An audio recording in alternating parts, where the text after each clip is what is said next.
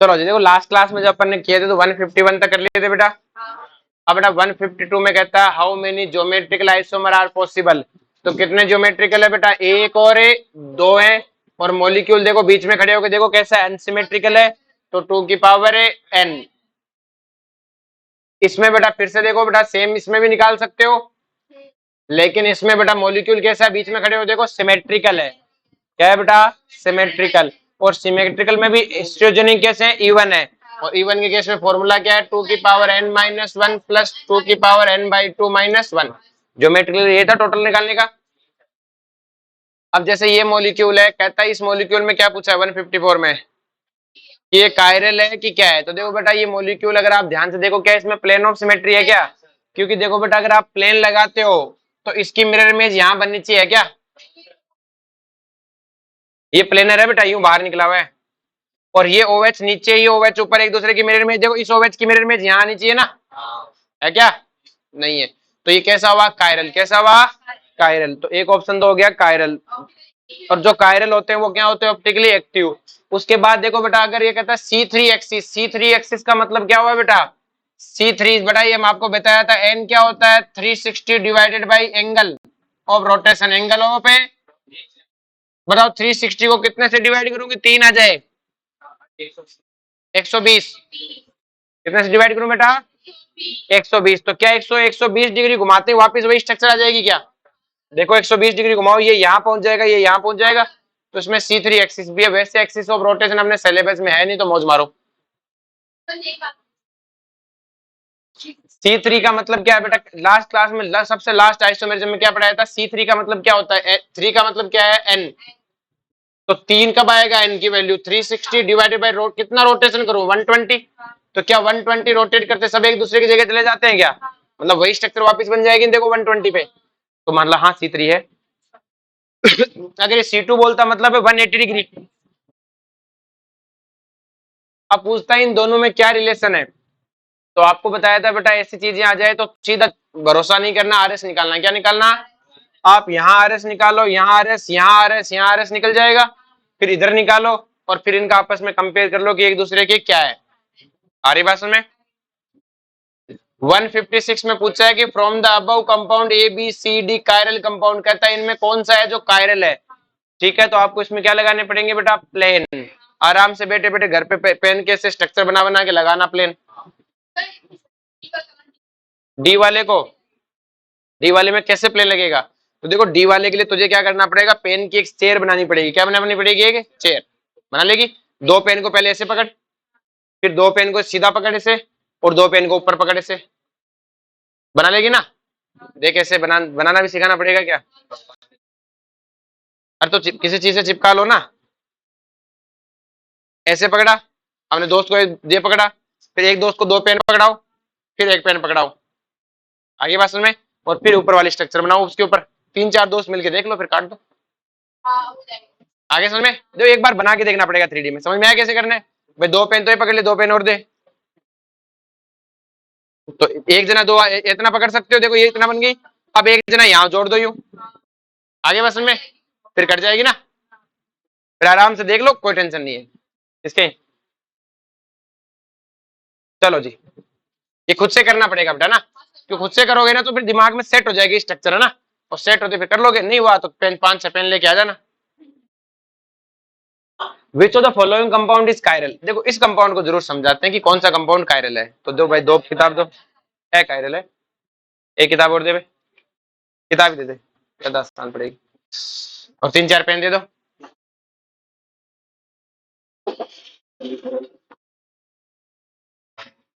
ला दे। देखो बेटा ध्यान से, पहले वाले में क्या सिचुएशन है, ये इस तरह की सिचुएशन है। ये एक बेंजीन है और एक दूसरी बेंजीन, इस तरह से है।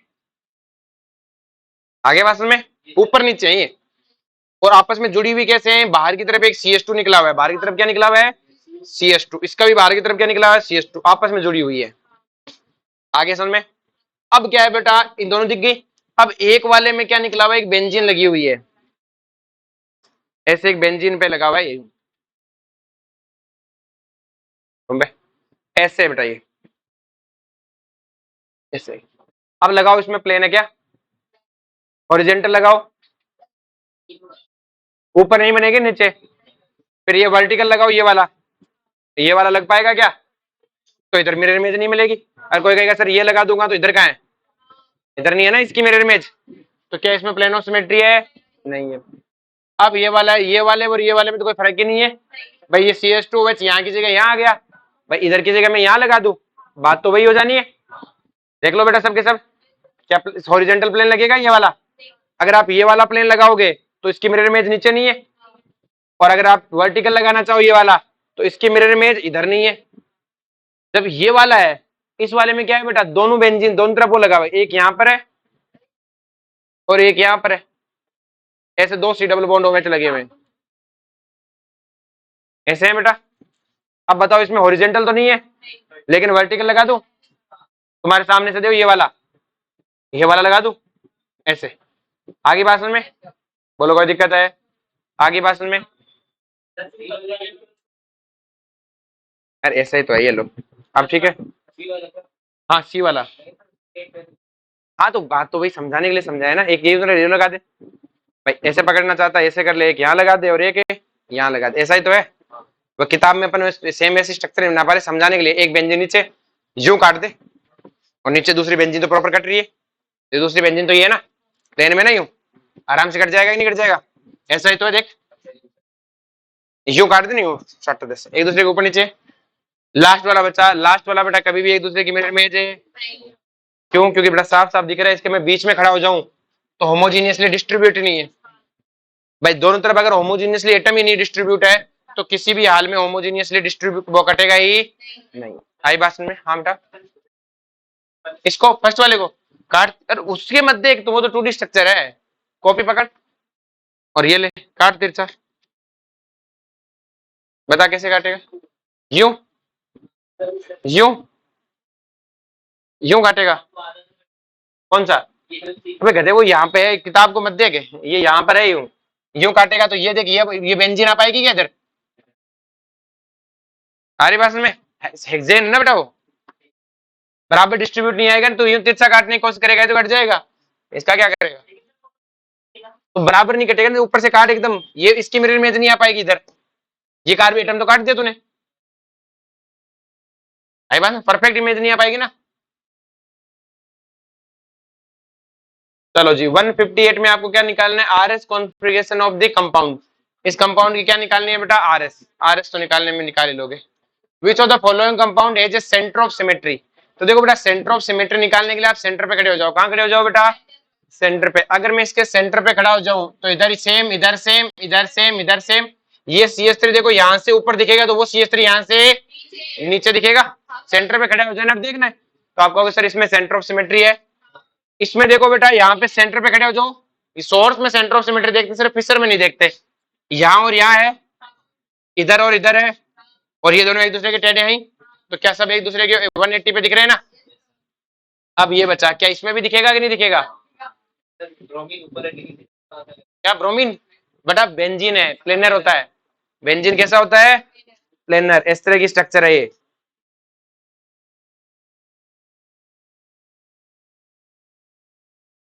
इस तरह की स्ट्रक्चर है ये, ऐसे की, सारी बात में, तो देखो बीच में खड़ा हो जा, ऊपर उधर ब्रोमीन दिखेगा, इधर नीचे ब्रोमीन दिखेगा कि नहीं दिखेगा, यहां से देखो इधर ब्रोमीन है तो नीचे भी ब्रोमीन है कि नहीं है, और सेंटर पे खड़े हो जाओ, आगे बात में,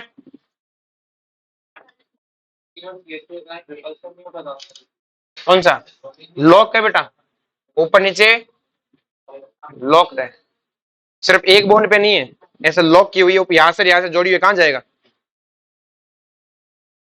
विच mixture of structure is bicker would be rotated plane polarise light, देखो कुछ नहीं करना बेटा, ये बेंजीन है, ये कौन है, बेंजीन क्या, सॉरी साइक्लोहेक्सेन है, और साइक्लोहेक्सेन के हमें पता है ये वाली स्ट्रक्चर कुछ नहीं है, यही होती, बना लो इसको ऐसा, ये बन गया। अब देखो ध्यान से नंबरिंग कर लो कि ये कार्बन क्या है, 1 2 3 4 5 6, तो ये हो गया 2 और 3, ये हो गया बेटा 6 और 5, 2 और 6 के बीच में कौन जुड़ा हुआ है, 1, और 3 और 5 के बीच में कौन जुड़ा हुआ है? 4। अब देखो बेटा 2 वाले पे एक CH3 ऊपर होना चाहिए, ये लो ऊपर। फिर 3 वाले पे एक OH होना चाहिए साइड में, ये लो एक OH साइड में, ठीक है। फिर कौन बचा बेटा? 6 वाले पे एक CH3 होना चाहिए साइड में, ये लो CH3 एक साइड में। बोलो कोई दिक्कत है? ये बन गया ना स्ट्रक्चर। अरे इससे लेना, यूं ले ले या यूं ले ले, एक ही बात है, इक्वेटोरियल तो रहना। अब आपको क्या करना है, इसका RS निकालना है, नीचे वाले का RS। अगर मान लो कंप्लीट रिवर्स आ गया तो एनेंटियोमर है, और एनेंटियोमर का मिक्सचर क्या होता है? Optically inactive. अगर मान लो ये दोनों एकदम कंप्लीट रिवर्स नहीं है, एक तो बनी हुई है, तो इसका भी बनाना है। अब इसका RS और इसका RS एक दूसरे का एकदम रिवर्स नहीं है, तो आप क्या कहोगे? डायस्टीरियोमर्स। क्या बोलोगे? और डायस्टीरियोमर्स तो ऑप्टिकली एक्टिव होते ही है हमारे पास में, और दोनों आइडेंटिकल आ गए तो कहना है क्या, फिर भी ऑप्टिकली एक्टिव हो जाएंगे। इसमें तो देख लोगे बेटा, देखो ध्यान से, इसमें इस कायरल सेंटर को देखो, क्या इस कायरल सेंटर पे कोई चेंज हुआ है क्या? सिर्फ एक ही कायरल सेंटर पे चेंज हुआ है, इसका मतलब पार्शियल चेंज ही होगा, और पार्शियल चेंज हमेशा क्या होता है? डायस्टीरियोमर्स। हाँ बेटा, मैंने नंबरिंग इसमें जब याद कर, मैंने इससे ये बनाना सिखाया था, तो मैंने इसको 2 और 3, इसको 5 और 6 बोला था, तो ये 2 और ये 3 और ये 5 और है 6। भाई इसको यहां से सीखा था ना बनाना, तो उल्टा किया है। आगे बात में इन दोनों का पूछा है बेटा, तो बेटा देखो ध्यान से कि ये तो मीजो है बेटा, ये तो कौन है? मीजो दिख रहा है। अब इसका पता करना है मीजो है कि नहीं है, तो घुमाओ इसे, CH3OH, जैसे रोटेट करूंगा वैसे तो मीजो, ये मीजो है ही नहीं, इसमें तो एक ही कायरल सेंटर है, इसमें तो सिर्फ एक ही, तो कायरल सेंटर नहीं है, तो ये तो कायरल है बेटा, और ये कौन है? अकायरल। तो ये तो बेचारा कुछ करेगा ही नहीं, ये तुम्हारी तरह नल्ला एकदम पड़ा रहेगा, कोई काम धंधा नहीं है, और ये अकेला पकड़ पकड़ घुमाएगा। आंसर आएगा ऑल ऑफ दिस। क्या आएगा? Which of the following compound will rotate the plane polarized light? देखो बेटा, प्लेन पोलराइज्ड लाइट को कौन घुमाएगा? जो एलिन जैसा सिस्टम है। देखो बेटा, ये एलिन जैसा सिस्टम है नहीं है, ये एलिन जैसा सिस्टम बन सकता है बेटा क्या? एक काम करो, रुक जाओ, इसको तो मैं ना जब तक अगला चैप्टर जीओसी पढ़ लो तब कर लेना, उसमें दिखाऊंगा कैसे घूमता है। Next, which of the following having a plane of symmetry? कैसा क्या है बेटा? प्लेन ऑफ सिमेट्री है। तो बेटा इस वाले क्वेश्चन में तुम्हें अगले चैप्टर में रेजोनेंस में पढ़ोगे, ये बॉन्ड कैसे तोड़ते हैं, ये बॉन्ड कैसे, जब जीओसी पढ़ाऊंगा तो आपको पढ़ाऊंगा कि ये बॉन्ड टूटा कैसे, डबल बॉन्ड, क्योंकि डबल बॉन्ड के अराउंड तो रोटेशन होता ही नहीं है, तो सिखाऊंगा कैसे हुआ, ठीक है, अगले चैप्टर में। Which of the following have a plane of symmetry? कहता है इनमें से कौन सा जिसमें प्लेन ऑफ सिमेट्री है? बहुत आसानी से बना लोगे, बस इनको एक काम करोगे, डब्बे डब्बे कंफ्यूज करें, इनकी जगह CH3 लिख लो, R ग्रुप लिख लो, भाई है तो सारे डब्बे ही ना, डब्बों को R लिख लो, फिर तुम्हारे कंफ्यूजन हट जाएगा, लगा दो। मैं अगर मैं सब जगह CH3 लगाता तो निकाले ही हमने, और नहीं समझ में आए तो किताब पकड़े चिपका चिपका के देख लो। Which of the following compound is achiral? कहता है इनमें से कौन सा कंपाउंड है जो एकायरल है? प्लेन ऑफ सिमेट्री लगाओ। Which of the following compound has a plane of symmetry? कह रहा है इनमें से कौन सा कंपाउंड है जिसमें, निकालते रुको,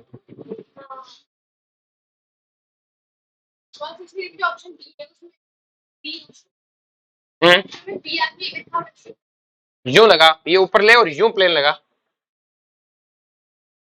इसको ऊपर ले यूं, देखो बेटा इसको यूं पकड़ो और ऊपर लो और यूं काट दो बीच में से। हाँ भाई चमका, देख यूं काट रहा हूं, और ये इसके ऊपर है यूं, ये तो कट जाएगा ना ज्यादा भाई, ये साइड में नहीं, ऊपर है यूं करके इसको, ये मान लो ऊपर से आ रहा हूं, यूं करते हुए काटा मैंने, आगे समझ में? देखो नहीं चमके ना तो पेन वेन जोड़ लिया करो ना यार, दे रहे पेन जोड़ के स्ट्रक्चर बना लिया करो। कहता which of following compound is a plane of symmetry? क्या करना है बेटा इस क्वेश्चन में, जहां जहां R लिखा है ना, R को मिटा के ये ग्रुप लगा दो, अगले वाले में जहां जहां S लिखा है वहां ये ग्रुप लगा दो, उससे अगले वाले में जहां जहां बेटा ये लगा है वहां पे SS है, वहां पे SS की जगह ये लगा दो, और RR की जगह ये, और फिर लगा के देखो प्लेन लगता है क्या, फिर लगा के देखो प्लेन है, लगता है क्या, क्लियर है? नेक्स्ट में which of the following is E N isomer? क्या है बेटा?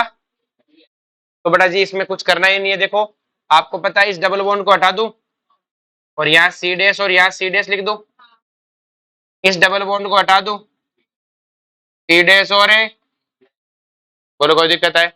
देखो बेटा यहाँ पे जाऊं तो कार्बन, यहाँ जाऊं तो इस कार्बन पे कार्बन कार्बन और है, इस कार्बन पे देखो कार्बन कार्बन और है, तो ये 1 और ये ऐसे नंबरिंग कर लोगे बेटा आराम से।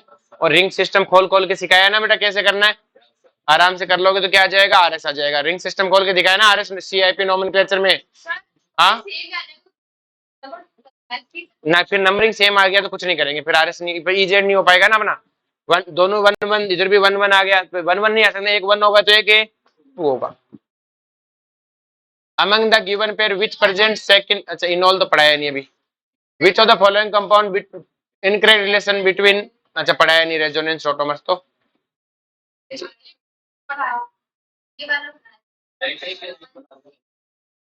कौन सा total number of geometric isomer तो बता ही दोगे। सिमेट्रिकल है और कितने स्टीरियो सेंटर हैं 2, और मॉलिक्यूल क्या है सिमेट्रिकल, बीच में खड़े होकर देखो दोनों तरफ बराबर डिस्ट्रीब्यूट हो रखे है ना। इनॉल तो पढ़ाया नहीं अभी बेटा, ये इनॉल कंटेंट है। Identify conformer of 2 methyl pentane, 2 methyl है।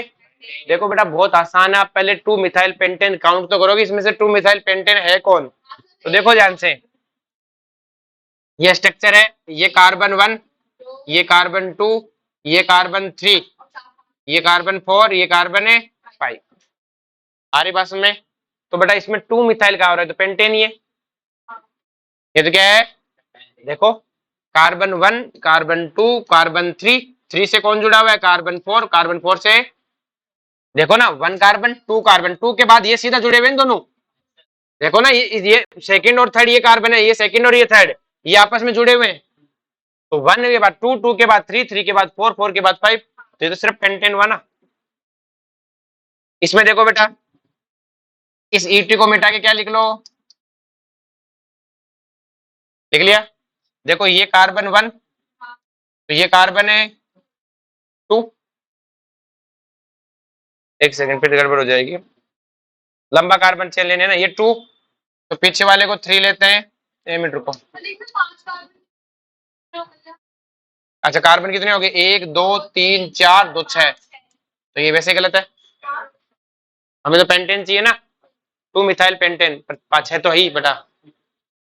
इधर देखो इसको नॉर्मल में लेके आना है, किस में लेके आना है, कुछ मत करो, ये कार्बन है और ये कार्बन, इन दोनों को लिख लिया। फिर कार्बन पे एक CH3 जुड़ा हुआ है और एक CH2 CH3 जुड़ा हुआ है, लिख लिया।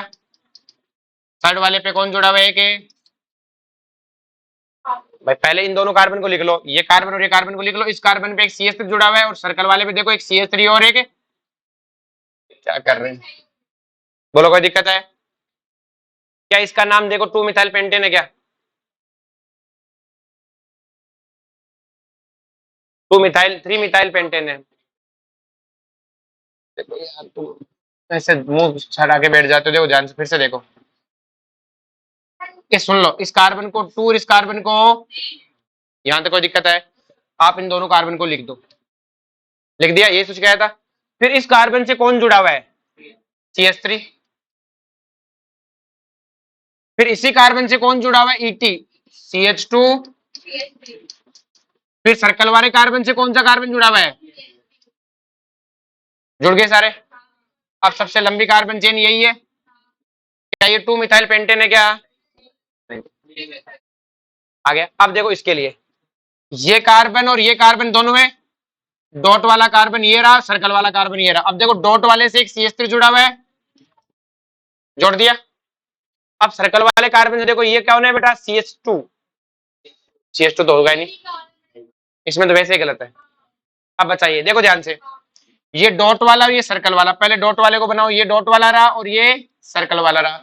फिर देखो बेटा डॉट वाले से कौन जुड़ा हुआ है, एक CH3 जुड़ा हुआ है, ये जोड़ दो। फिर उसी से एक CH3 और जुड़ा हुआ है, फिर सर्कल वाले से देखो एक ET जुड़ा हुआ है, ET का मतलब CH2, इसका नाम देखो क्या है, आ गया समझ में? तो मतलब इसको वापस इधर लेके आओ ना, लाने का तरीका पहले डॉट और सर्कल को लिख लो, फिर उनसे जुड़े हुए सबको साइडों में लिखते जाओ। आगे समझ में? कहता लोवेस्ट एनर्जी ऑफ कॉन्फॉर्मर के, इसकी एक कॉन्फॉर्मर बनी हुई है, सबसे लोवेस्ट एनर्जी कौन सी होगी? जो स्टैगर्ड होगी। तो इसकी स्टैगर्ड कौन सी है बेटा? तो देखो पहली बात ध्यान से समझो, इस कंपाउंड में एक तो साइक्लोहेक्सेन और एक CH3 है। ये कहता 2 CH3 है, गलत बात है। ये एक भी CH3 नहीं ला रहा, गलत बात है। अब बचे ये 2 स्ट्रक्चर। अगर CH3 यहाँ पे होगा तो CH3 और रिंग में क्या होगा बेटा? रिपल्सन। और CH3 इधर रहे तो रिपल्सन है। आगे बात समझ में? तो कौन सा हुआ?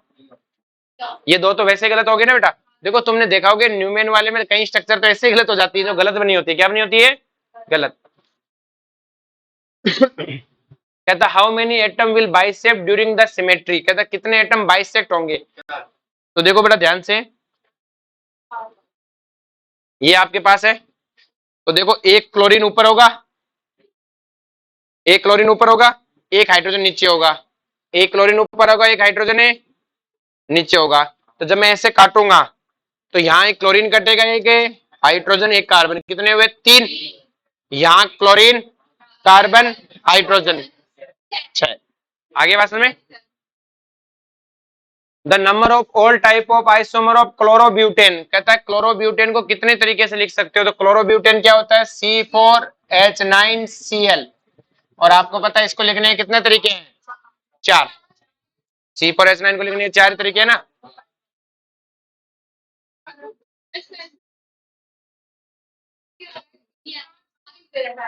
Total number of isomer of chlorobutane is, हाँ एक सेकेंड, अपन ने ऑल टाइप पूछा है ना हमसे, ये थोड़ी क्या स्ट्रक्चरली बताओ। तो हमें पता है बेटा एक तो ये बनेगा, एक ये है, स्ट्रक्चर पता नहीं इनकी चारों की, एक ये है और एक ये है। अब आपको पता है एक बार क्लोरीन यहाँ पे, एक बार क्लोरीन यहाँ पे, एक बार यहाँ पे और एक बार है। C4H9 को लिखने के 4 तरीके होते हैं बेटा। और जो वैलेंसी खाली है वहां पे क्या लगा दी बेटा? क्लोरीन। अब आपको पता है इसमें एक भी कायरल सेंटर नहीं है, इसमें भी एक भी कायरल सेंटर नहीं है क्या? देख लो, नहीं है। कहाँ है बेटा? बताओ क्लोरीन सॉरी कार्बन कहाँ जोड़ा था अपन ने? ये रहा क्लोरीन। कहाँ है बेटा? अपन ने ज्यादा कार्बन जोड़ दिया, सॉरी। क्लियर है? इसमें बताओ कहां पर है? ये कायरल नहीं है, ये भी कायरल नहीं है।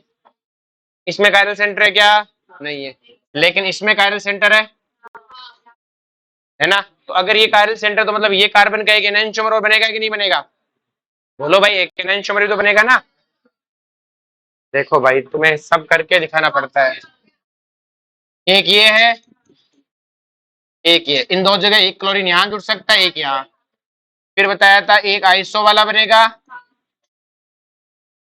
एक ये टर्सरी वाला बनेगा। इसमें कोई कायरल सेंटर नहीं है, इसमें कोई कायरल सेंटर नहीं, इसमें कोई कायरल सेंटर नहीं, तो इनका कोई स्टीरियो तो बनेगा ही नहीं। इसमें एक ही कायरल सेंटर है तो एक तो ये होगा, और जब एक कायरल सेंटर हो तो एक उसकी मिरर इमेज भी बनेगी बेटा।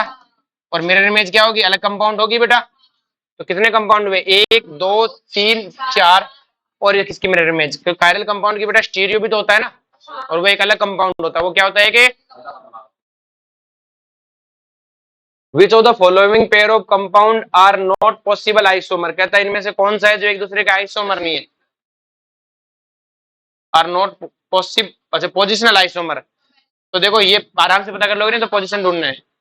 Which of the following pair of compound are functional isomers, पता कर लोगे तो the isomeric alcohol which has a chiral carbon atom is, देखो बेटा आइसोमेरिक एल्कोहल जिसमें बेटा आपको एन ब्यूटाइल दो, बेटा एन ब्यूटाइल यही होता है बेटा, यही है ब्यूटाइल। और इसमें OH, क्या इसमें कायरल सेंटर है क्या? नहीं है। आइसोब्यूटाइल, आइसोब्यूटाइल किसको बोला था बेटा? इसको बोला था। ये आइसोब्यूटाइल है, इसमें OH लगा दो, क्या इसमें कायरल सेंटर है क्या? नहीं। सेकेंडरी ब्यूटाइल यही वाला है बेटा, क्या इसमें कायरल सेंटर है? बस यही पूछा था। The pair of enantiomer among the following compound, कहता है इनमें से कौन सा है जो एक दूसरे का पेयर एनेंटियोमर है? सब का आरएस निकालो। क्या निकालो? अगर एक का आर आ रहा है दूसरे का ऐसा है तो एक दूसरे के क्या है? Enantiomer. Complete reverse of enantiomer, RS क्या कहलाता है? Enantiomer. Which of the following is chiral, कहता है इनमें से कौन सा कायरल है? ये तो पता करते रहो।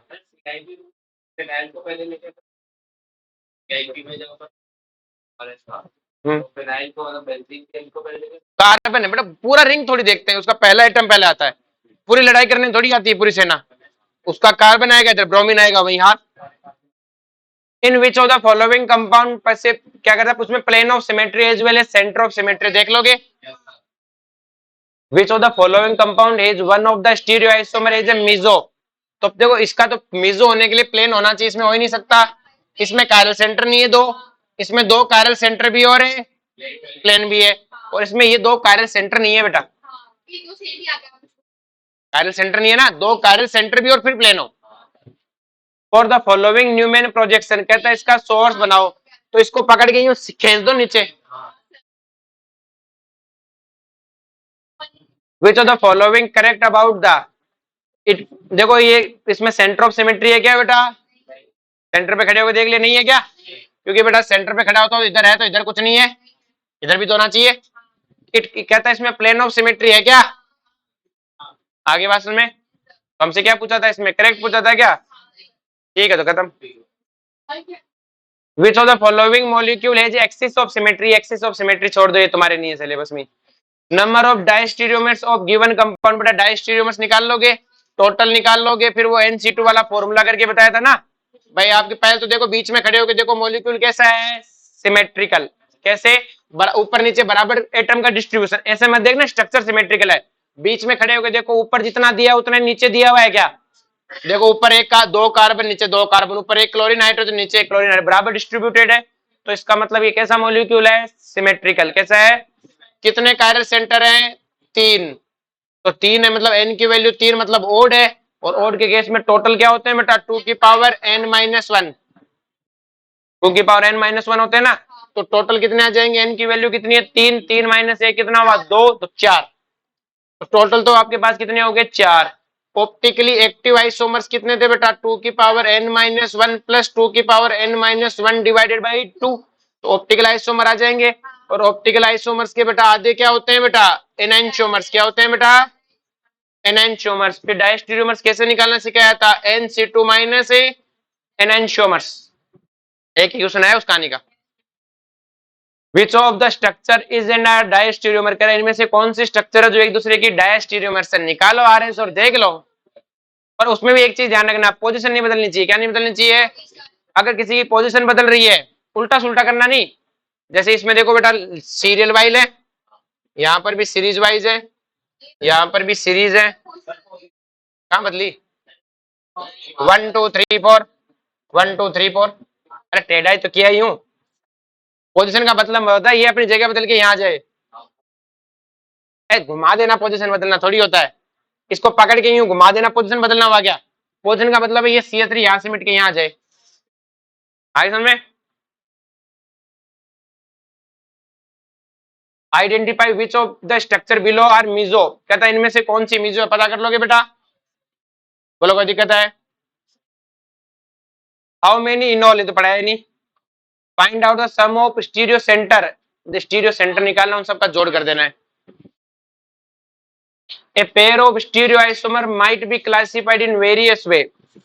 Which of the following statement are true with respect of pair of stereoisomers?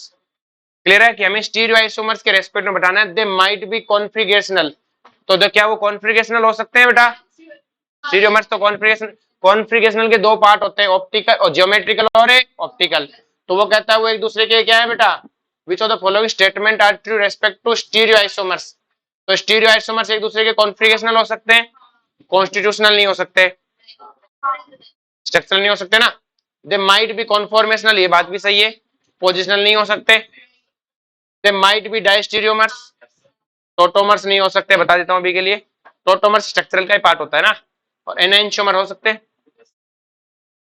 Ignore specific marking which of the following object are chiral, ये तुम देखते रहना। Calculate total number of stereo isomers, क्या निकालना है, टोटल नंबर ऑफ, देखो बेटा stereo isomer molecule कैसा है, अनसिमेट्रिकल है, बीच में खड़े होकर देखो बराबर डिस्ट्रीब्यूटेड है क्या, नहीं है, तो एक, दो और तीन, कितने कायरल सेंटर, कितने स्टीरियोजेनिक सेंटर है, तीन, तो 2 की पावर है 3, ये नहीं करना, ये नहीं, हाँ ये कर सकते हो। Cl2 इन लाइट का मतलब क्या है बेटा, ये मैं तुम्हें बता देता हूँ, अभी तुम्हें पढ़ा नहीं है, इसका मतलब होता है कि एक हाइड्रोजन हटा के एक क्लोरीन जोड़ना है। एक हाइड्रोजन हटा के एक कितने तरीके से जोड़ सकते हो, इस क्वेश्चन का मतलब ये है। आगे चल के पढ़ोगे बेटा, ये रिएक्शन है तो आपको कितने तरीके से जोड़ सकते हो। देखो बेटा, 1 2 3, फिर रिपीट होने लग जाएगा। अब उसमें से भी देखो कोई कायरल बन गया तो उसका दुगुना कर देना, ये कायरल बन जाएगा ना, यहाँ वाला, ये वाला भी क्या बन जाएगा, कायरल, कायरल बन जाएगा ना। आगे से मैं फिर बता दोगे। अब देखो उसमें आगे क्वेश्चन क्या पूछा है, a mixture of isomer possible for the monochlorination of the structure of the fraction distillation, they how many fraction will be obtained। तो देखो बेटा ध्यान से, हमें पता है ये स्ट्रक्चर थी, कौन था, पेंटेन था कि हेक्सेन था, 2 2 4 2 6, तो 2 2 4 2 2 4 2 6, आप एक क्लोरीन यहां जोड़ सकते हो, एक क्लोरीन आप यहां जोड़ सकते हो, और एक क्लोरीन आप कहां जोड़ सकते हो, यहाँ पे। अब जो मुझे टोटल पूछता ना, तो 1 2 3, और ये स्टीरियो है तो इसका एक मिरर इमेज भी होगा 4, ये स्टीरियो है तो इसकी मिरर इमेज होती है 5। लेकिन उसने उसने टोटल नहीं पूछा, कहता है इनमें से कितने फ्रैक्शन डिस्टिलेशन होंगे। तो डिस्टिलेशन का मतलब होता है बेटा, फ्रैक्शन डिस्टिलेशन का मतलब होता है आप किसी को गर्म करो, किसी को क्या करो बेटा, गर्म। गर्म करने पर कौन अलग अलग उड़ेगा। आपको डिस्टिलेशन का मतलब क्या होता है कि अगर दो लिक्विड ए और बी वो दोनों मिक्स किए हुए हैं तो उनको हीट करो, उनको क्या करो बेटा, हीट करो। जब हीट करते हैं तो दोनों उड़ेंगे बेटा, दोनों क्या होंगे बेटा, उड़ेंगे। तो बेटा जिसका बॉइलिंग पॉइंट ज्यादा होगा वो पहले उड़ेगा, बाद वाला बाद में उड़ेगा। तो कितनी बार, कितने फ्रैक्शन में, दो, दो टुकड़े हो गए ना, ए और बी अलग अलग टाइम पे उड़े। क्लियर है। तो अगर मुझे पता है कि ये दोनों तो एनाइंशियोमर्स हैं, तो क्या दोनों अलग अलग टाइम पे उड़ेंगे, एक साथ ही उड़ेंगे, ये दोनों अलग अलग उड़ेंगे कि एक साथ उड़ेंगे, एक साथ। तो कितने फ्रैक्शन होंगे, 1 2 3, 3 बार तो गर्म करना है। एनाइंशियोमर्स सेम होता है। अभी तुम्हें पढ़ाएंगे, चिंता मत करो, फ्रैक्शन डिस्टिलेशन ऑर्गेनिक में आएगी तो अच्छे से और सिखाएंगे। अभी तुम्हें जस्ट बताया है, ये रिएक्शन भी नहीं बताना तुम्हें। तो number of optically active isomers तुम निकाले लोगे, a normal temperature X and Y, ये तुम्हें बताने की जरूरत नहीं है, पढ़ाया नहीं है। Two possible stereo isomers are, कहता है इन दोनों के इसके पॉसिबल स्टीरियो आइसोमर्स क्या हो सकते हैं। कौन सा सिस्टम है, एलियन सिस्टम है। क्लियर है। अच्छा, कॉन्फॉर्मर, रोटामर, ये तुम पढ़ाया नहीं, छोड़ दो। क्या configuration of carbon atom C2 and C3 की आरएस निकाल लोगे। The compound that is chiral, इसके स्ट्रक्चर बनाना और देखना कौन सा कायरल है, वही प्लेन ऑफ सिमेट्री या centre of symmetry. Number of optically active tartaric acid, tartaric acid 3 होते हैं जिसमें से 2 ऑप्टिकली एक्टिव होते हैं, एक है meso. Number of optically active isomers निकाल लोगे। Correct relation between the pair, इन दोनों में रिलेशन क्या है, देखो बेटा ध्यान से, ये क्या है बेटा, यहाँ पे सारे देखो ये दोनों सिस है, ये सिस है, जबकि यहाँ पे एक दूसरे के क्या है बेटा, ट्रांस है। तो सिस ट्रांस एक दूसरे के क्या कहलाते हैं बेटा, कॉन्फॉर्मेशनल, कॉन्फॉर्मेशनल या स्टीरियो आइसोमर्स, स्टीरियो, और उसमें भी ज्योमेट्रिकल। ये दोनों देखो बेटा, यहां पर सिस है, यहां पर भी सिस है, यहां पर क्या है बेटा, ट्रांस, तो दूसरे वाला भी क्या होगा, ज्योमेट्रिकल। यहां देखो बेटा सब सिस है, और यहां पे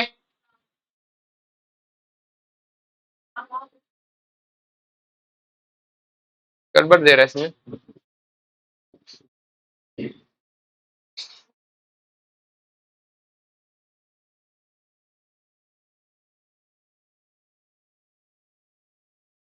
लास्ट इसका आंसर देखना, क्या दे रखा है, सी दे रखा है। कॉन्फॉर्मर कैसे दे दिया बे, एक मिनट रुको।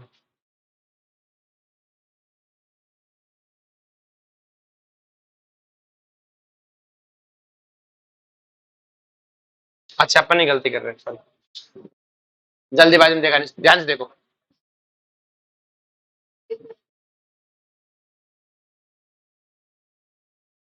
देखो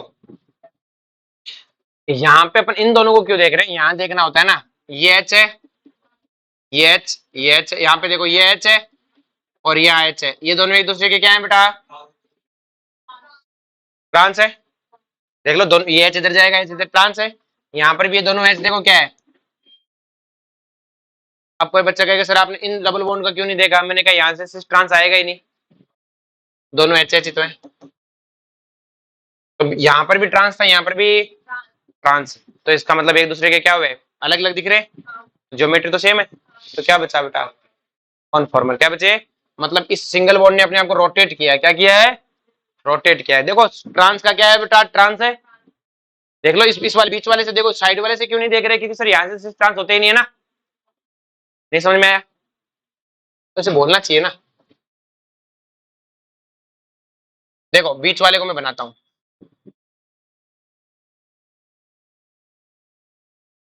यहाँ हाइड्रोजन इधर होगा, यहाँ हाइड्रोजन इधर होगा, दोनों हाइड्रोजन एक दूसरे के क्या है, ट्रांस है। यहाँ पर हाइड्रोजन इधर होगा, यहाँ पे हाइड्रोजन है।